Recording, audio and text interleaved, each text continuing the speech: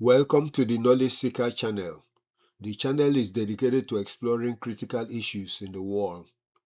As such, this channel is not afraid to challenge existing facts, beliefs, and practices in order to contribute to the advancement of knowledge.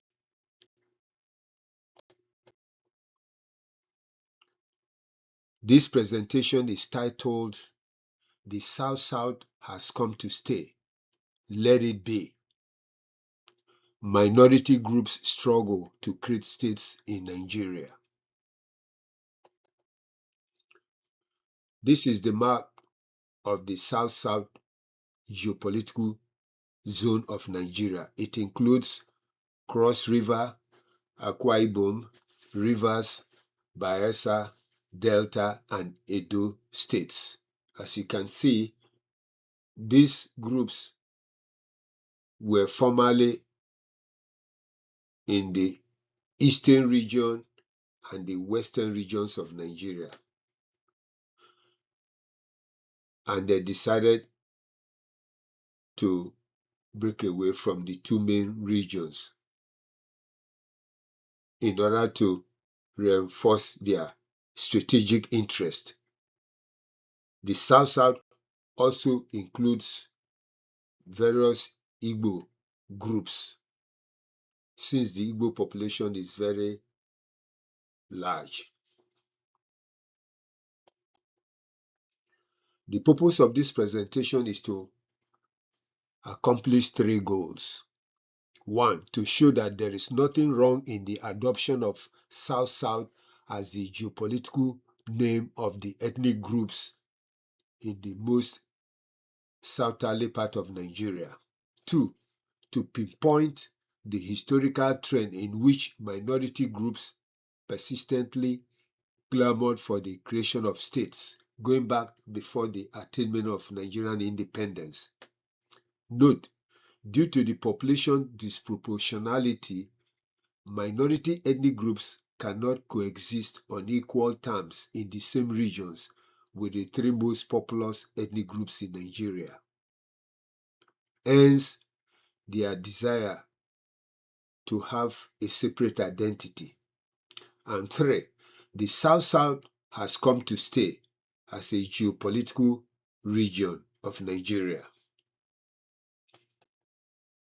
In order to accomplish the goals of the presentation, the following arguments are made. One, there is nothing wrong in the name South-South, since the name of a geopolitical region could be based on physical geography or political geography or religious geography or a combination of factors and so forth. Two, it is erroneous for the critics of the South-South zone to assume that the indigents of the region do not know what they want. Hence, someone else must speak on their behalf.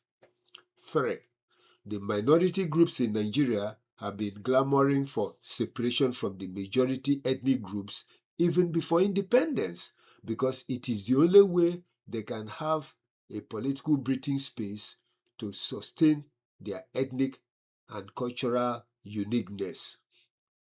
And four, their strategic goal is to speak for themselves and ensure their ethnic, cultural, political, and economic rights in Nigeria. Now, let's look at the introduction to the topic. Occasionally, someone on social media will produce a video content dealing with the South-South geopolitical zone. Likewise, once in a while, someone will write about the South-South political zone in one of the newspapers or websites. Quite often, the stories about the zone center around the funniness of the name South-South and why it is a distraction intended to disunite the South against the North. It seems that it is mostly those who prefer to return to the regional political arrangement that often mount attacks against the name South-South, as a means to destroy or diminish its value. Quite often, those who see nothing of strategic importance in the formation of the South-South geopolitical zone tend to create the impression that the zone was created by the Islamic North to disunite the South, without giving any credit to the fact that the leaders of the South-South geopolitical zone have been clamoring for political breathing space for minority groups in the southernmost part of Nigeria. In their criticism of the zone, they create the impression that the inhabitants of the zone are helpless and unthinking people that must be rescued, to empower them through returning them back to the regional form of government, even though minority groups in Nigeria have severally expressed the desire to be separated from the most populous ethnic groups. Some YouTube channels dealing with the South-South. 1. South-South is a trap, and Urobo woman explains. 2. There is nothing like South-South. It was only created to divide us. 3. South-South does not exist. Igbo and Niger Delta must unite. 4. South-South is not a people. It is a political creation. 5. A region without geography. The story of South-South. And 6. Why is the Southeast always dragging the South-South?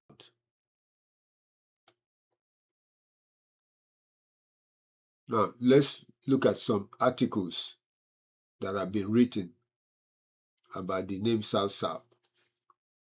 1. Why the Nigerian English phrase South-South is a bad English. 2. Analyzing the geopolitical designation of Nigeria's South-South region, historical and ethnic dimensions. And 3. An open letter to my brethren in the South-South.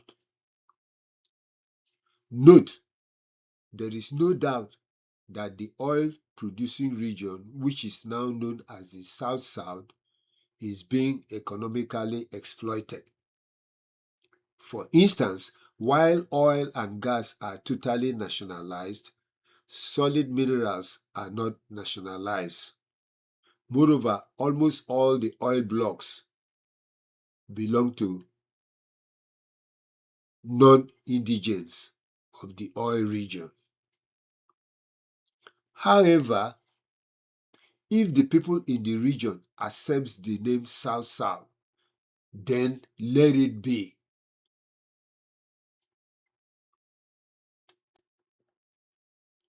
What is in a name?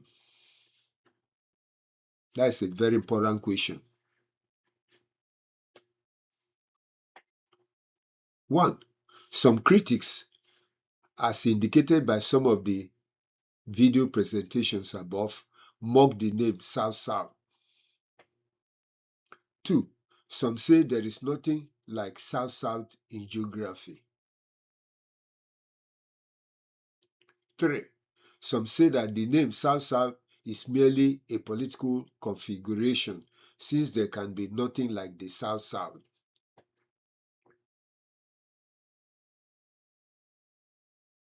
Unfortunately, the critics forget that geography has different branches. Therefore, a region or a political zone could be named using physical geography, political geography, historical geography, population geography, economic geography, and so forth. Thus, South-South is based on both physical and political geography, and there is nothing wrong in combining the two areas to create a name. So it doesn't always have to be based on the cardinal points of the physical geography. So in order to explain further, let's look at the different types of geography. You have what? 1. Physical geography. 2. Human geography. 3. Political geography. 4. Regional geography. You have 5. Applied geography. 6. Cartography. 7. Geographic information system. 8. Geographic education. 9. Historical geography. 10. Remote sensing. So you can use a name from any of these geographical fields to call a place. Now, let's look at physical geography. So under physical geography, it deals with what? Natural features of the earth, including climate, landscape, and ecosystem. The subfields in physical geography includes what? Arid geography, biogeography, climate geography, cryosphere geography, geomorphology, global change, hazard geography, marine geography, mountain geography, soil geography. Again, you can use or combine different geographical terms from these different geographies to call a place a place.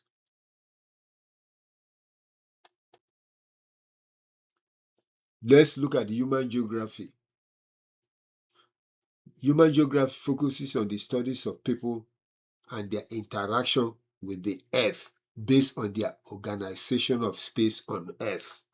So under human geography, you have sub-branches including A. Population geography, B. Economic geography, C.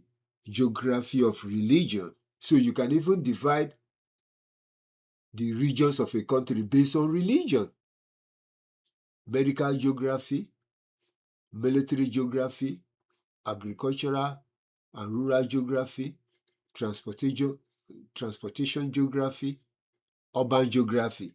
Again, you can combine any of these fields together to create a name.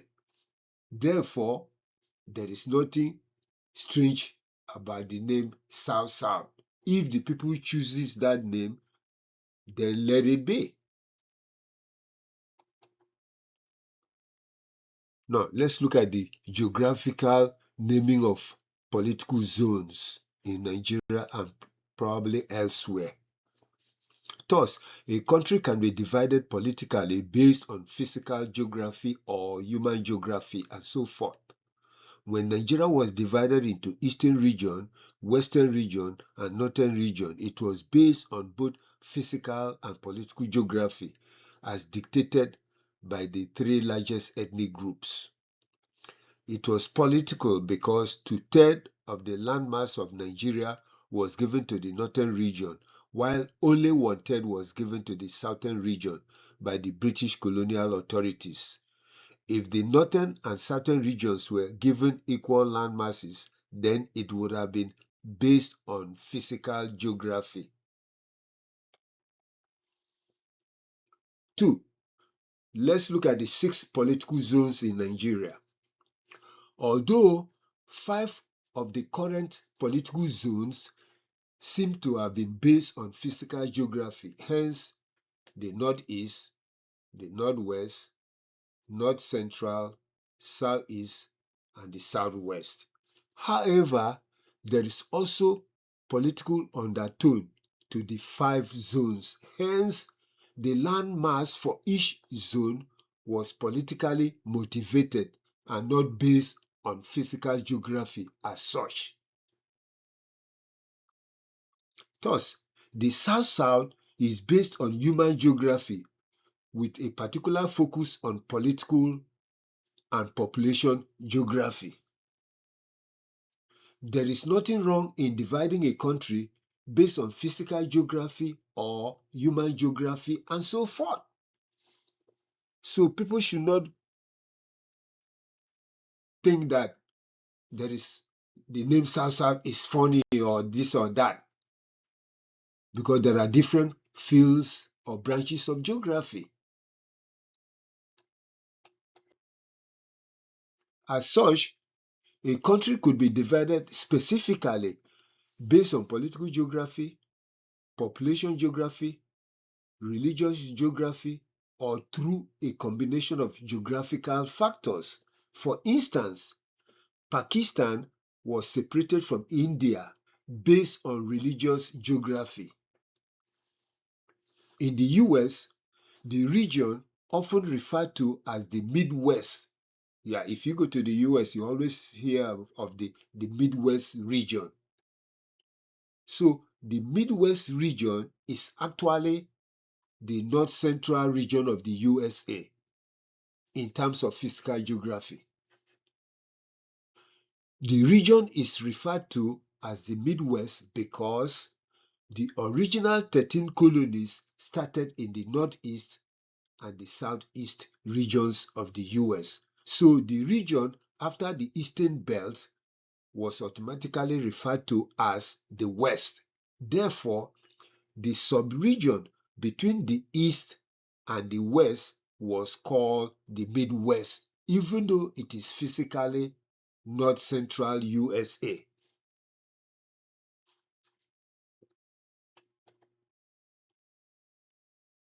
Consequently, there is absolutely nothing wrong for those in the oil-producing belt to refer to their zone as the South-South.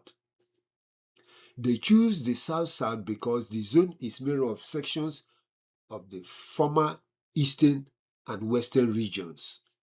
They choose the South-South to differentiate themselves from the two major ethnic groups in order to enhance their political importance and survival.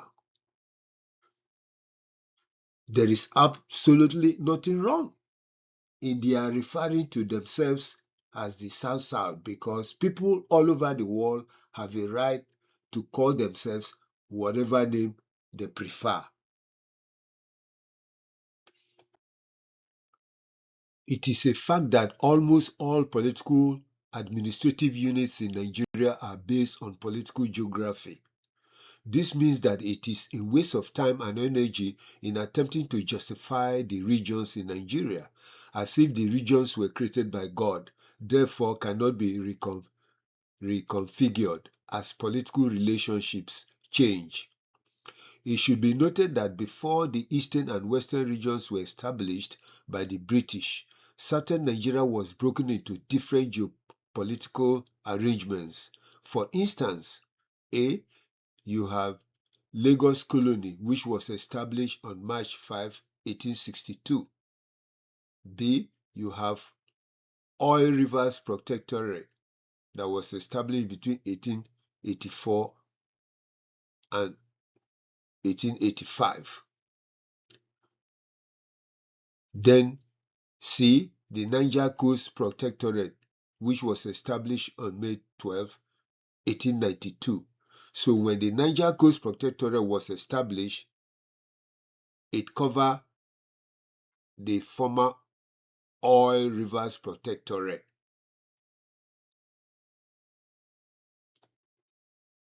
D.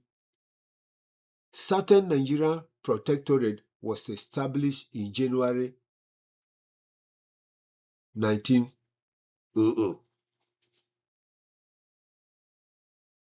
E. The eastern and western regions were created and took effect on January 1947.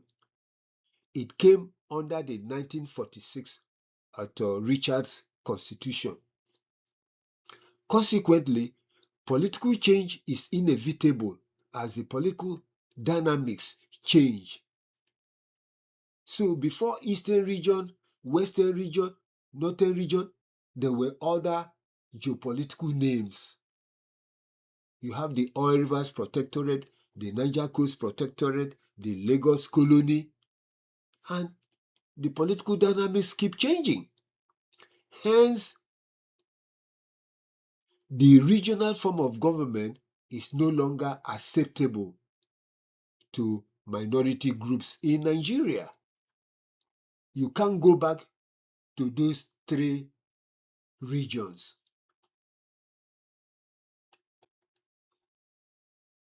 This is why the following changes have taken place. A. Minority groups rejected the regional arrangement of government that the British authorities put in place. B. Minority groups in central Nigeria, that is the Middle Belt, have also broken away from northern Nigeria. C. Minority groups in eastern Nigeria broke away from eastern Nigeria immediately before the Civil War. D. Minority groups in western Nigeria broke away from western region in 1963. E. Now, these two groups, the minority groups in the former eastern region and the minority groups in the former western region, are now the South-South, not part of eastern region or western region. The eastern region and the western region were in the past. F. They are now in Ekwueme, Rivers, Bayelsa, Cross River, Delta, and Edo states. That has to be accepted. You can't say, oh, they have to forgo what they have and go back to the former regions. That is no longer possible politically. The desire to break up the regions started before the Nigerian Civil War, not after the Civil War. The desire to break the three regions into more regions or states did not come after the Nigerian Civil War, as some YouTube content producers tend to say. Those who claim that the division was intended to divide the South or disunite the South are not being sincere. Why? Because the desire to break up the regions or create more regions or states predated Nigerian independence. Nigerians, particularly minorities, have been clamoring for the creation of regions or states that will enable them to rule themselves and not be swallowed up by the three major ethnic groups. Now, let's look at Dr. Nnamdi Azikiwe's contribution to the effort to create regions. As far back as 1943, Chief Dr. Nnamdi Azikiwe called for the establishment of 8 regions. He knew that for a multi-ethnic and multi-religious country such as Nigeria to develop democratically, it needed several regional governmental units to run a country that will meet the aspirations of all segments of the Nigerian population. 1943. And Zik was aware of the need to create more regions or states. This is the picture of Chief Dr. Nnamdi Azikiwe.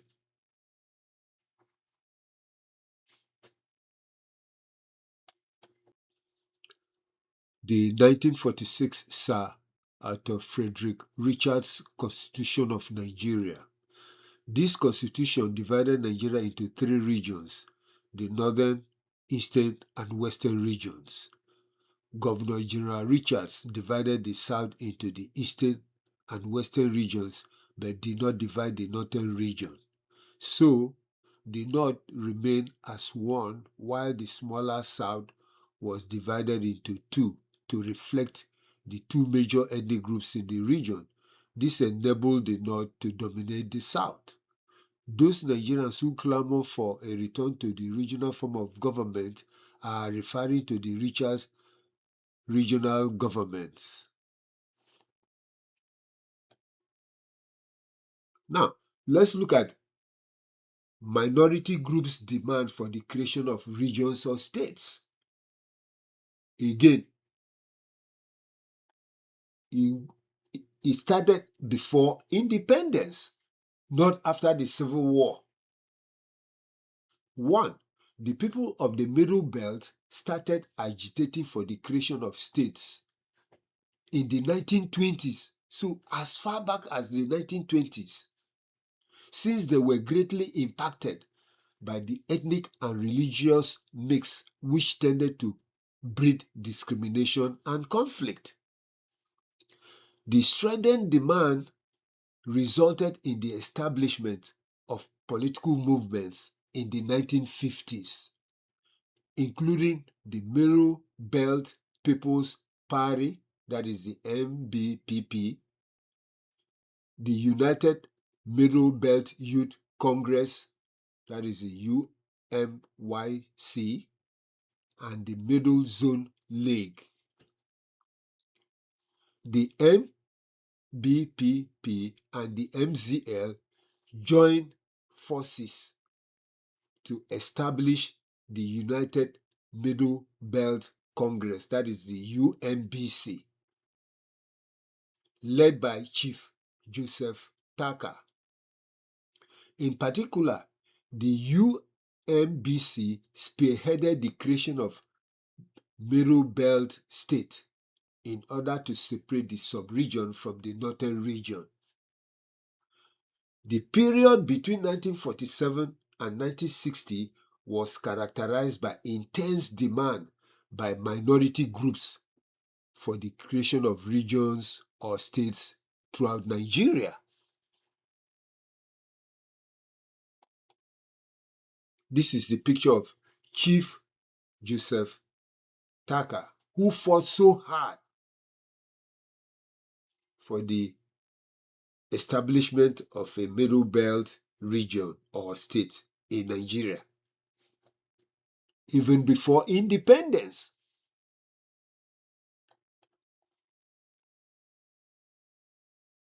Correct. In 1951, under the leadership of Oba Akenzua II of Benin, a movement was established to demand the creation of the Midwest state involving Benin and Delta provinces. You see? So the desire to create the Midwest region started in 1951 because the minority groups and the Western Igbo did not feel comfortable being in the Western region. 4. The minorities in the Eastern region too agitated for the creation of the Calabar-Ogoja-Rivers State in 1953. So those in the Midwest or those in the Western region demand for separation in 1951, and those in the Eastern region demanded for separation in 1953. In the East, the unceremonious way in which Professor Eyoita, the leader of government of Eastern region, was forced to resign after the return of Chief Dr. Nnamdi Azikiwe to the East from the West, following the failure of the NCNC to win the parliamentary elections in the Western region. Dr. Azikiwe immediately replaced Professor Eyoita as the leader of government. The forced resignation angered the minority groups, and they formed the United Nigeria Independence Party. The UNIP was led by Dr. Okoye Arikpo. Other members included Chief I. Murphy, Professor Eni Njoko, Chief Wenike Briggs, Justice Udo Udoma, Prince Takom of Ikom, and others. So, likewise, Chief Harold Dapabriye formed the Niger Delta Congress in 1959 in association with other leaders of the Niger Delta region after the Henry Willings Commission hearings in 1957-1958. This is Oba Akenzo II of Benin, who initiated the 1951 desire for the minority groups in the West to gain statehood. This is the picture of Professor Eyo Ita, who was forced to resign as the leader of government of the Eastern region.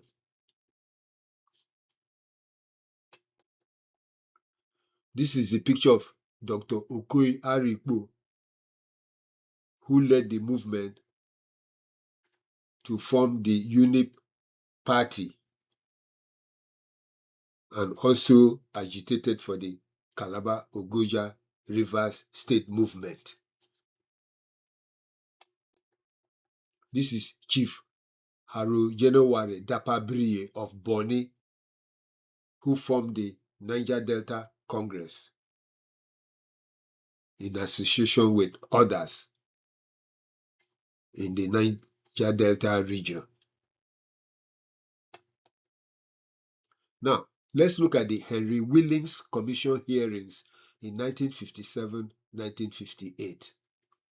It should be noted that the minority groups in the North and South attended the Henry Willings Commission hearing.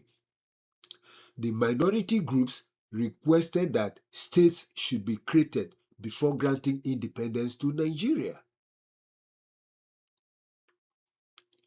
They did so because they were afraid that if the country remained as three regions, they would be treated as vassals of the major ethnic groups. The request for the creation of states was not granted by the Henry Willings Commission hearings. Despite the failure, the minority groups continued to put pressure for the creation of states in Nigeria. So don't let anybody kid you that the South was split after the war. No. The minority groups initiated the effort way before independence.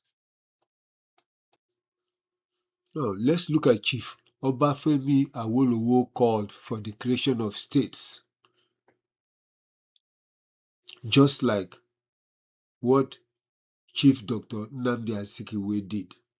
On April 4, 1961, Chief Obafemi Awolowo called a motion for the creation of states. He suggested the creation of 10 regions.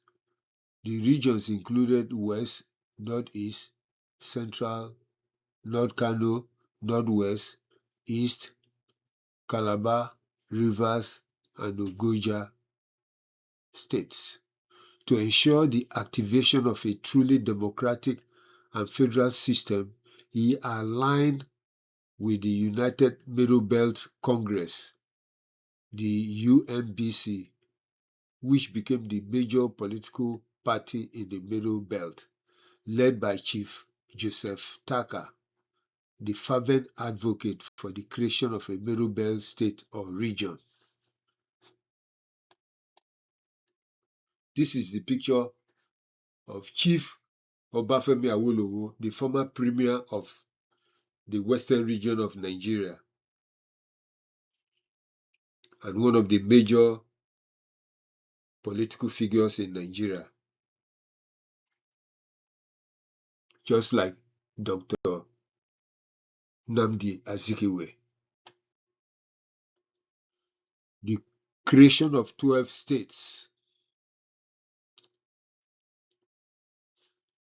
Prior to the Nigerian Civil War of 1967-1970, minority leaders including Chief Alice Nayeda, Chief Dapabriye, Dr. Okoye-Arikpo, Chief Graham Douglas, General Ibrahim Maina Damsida, General David Ajoy, Chief Anthony Nahoro, Chief Joseph Taka, Chief Wenike Briggs, and many others worked tirelessly to persuade General Yakubu Gowon to declare the 12 states on May 27, 1967. General Gowon, therefore, broke the three regions into 12 states, including 1.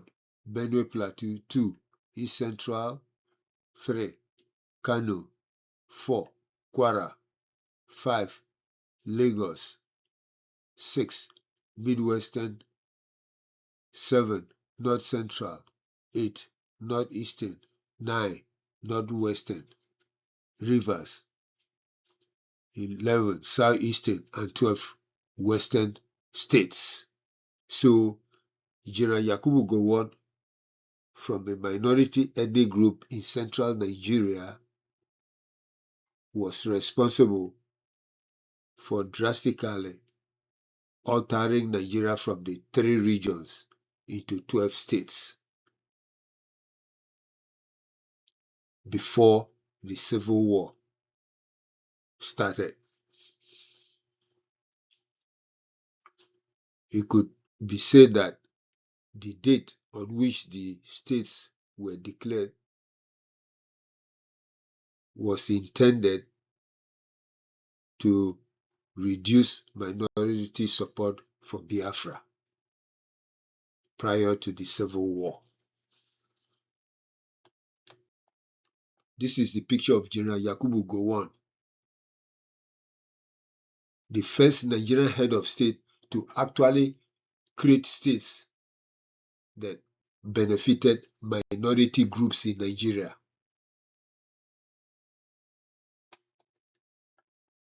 Now, let's look at the genesis of the present 6 political zones. In other words, how did the 6 political zones come into being? As stated before, even before independence, minority ethnic groups repeatedly expressed concern about being dominated and marginalized by the 3 major ethnic groups.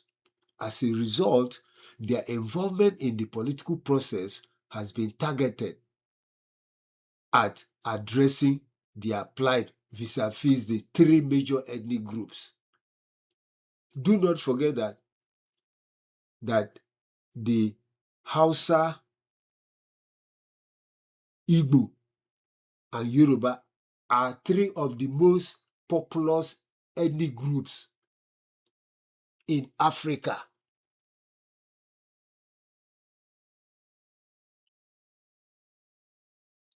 To address some of the minority concerns and provide a more democratic environment for all Nigerians, Dr.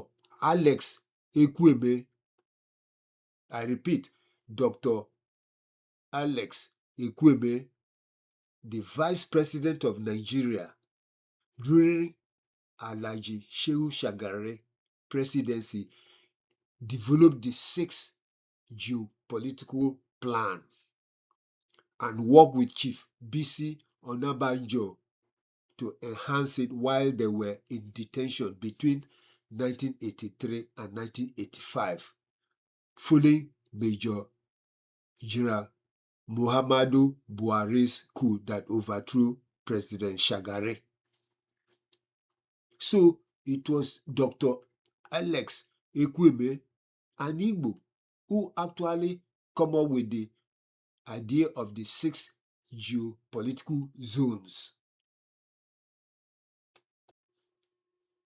The plan involved dividing the country into the Northwest, Northeast, North Central, Western region, Eastern region, and the South-South for the minority groups in southern Nigeria. So, as you can see, Dr. Ekwueme was responsible for coining the name South-South. Dr. Ekwueme submitted the plan to former President Shehu Shagari, but he did not act upon it. Then Dr. Ekwueme submitted the plan to the 1995 Constitutional Conference, but it was rejected. However, General Sani Abacha liked the plan and accepted to implement it. And that was how the 6 political zones came into being. This is the picture of Dr. Alex Ekwueme.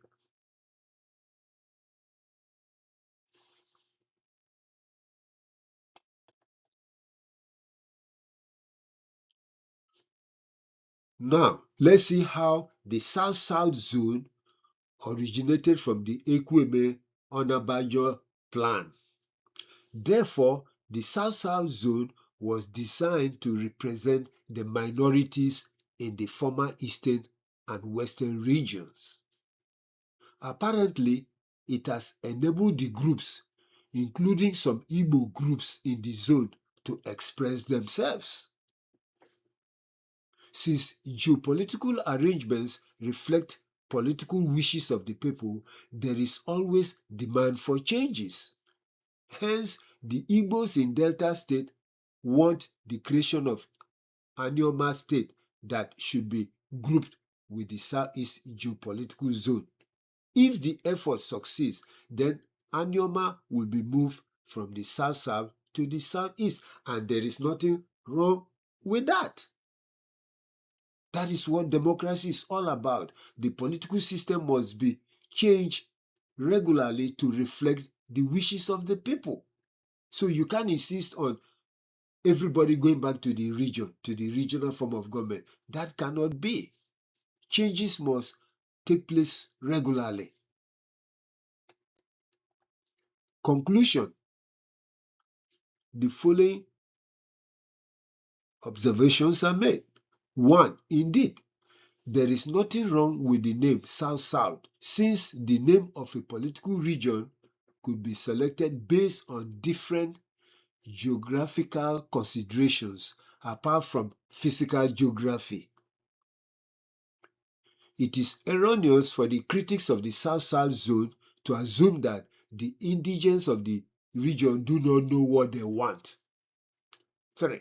The minority groups in Nigeria have been clamoring for separation from the majority ethnic groups even before independence because it is the only way they can have a political breathing space and sustain their ethnic and cultural uniqueness. 4. Thus, their strategic goal is to speak for themselves and ensure their ethnic, cultural, political, and economic rights in Nigeria. 6. It is misleading to say that the splitting of the South into states came after the Nigerian Civil War. 7. Actually, the minority groups started agitating for states going back to the 1920s. 8. The minorities in the Western region, including Western Igbos, gained statehood in 1963 when the Midwestern region was established. And 9. The minority groups in the Eastern and Northern regions did not gain statehood until May 27, 1967.